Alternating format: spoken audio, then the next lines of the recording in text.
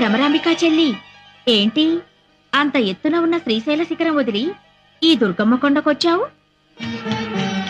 శ్రీశైలంలో ఉండే నా కష్టాలు చెప్పుకుందామని వచ్చానక్క. ఇంతలో నీ ముక్కు పుడకపోయిందని విన్నాను. పోలేదు. మరి గుళ్ళోనే ఉంది. గుళ్ళోనే ఉందా? కృష్ణవేణి చెల్లి నా ముక్కు పుడక అందుకోవాలని ఉరకలేస్తుంది. అది జరిగితే ప్రళయం వస్తుందిగా, అందుకని నేనే తీసేశాను. ఎక్కడుంది? ఈ రాత్రి 1000 సంవత్సరాలకి ఓసారి వచ్చే దుర్గాష్టమి. 7 గ్రహాలు మకర రాశిలో కలుస్తాయి. చంద్రగ్రహం సూర్యగ్రహం మాత్రం కన్యారాశిలో ఉంటాయి. ఆదిశక్తి అపరజ్యోతియే ఆకాశంలో వెలుగుతుంది. త్రిమూర్తులు కూడా ఆ జ్యోతికి యజ్ఞశక్తిని ధారపోస్తారు.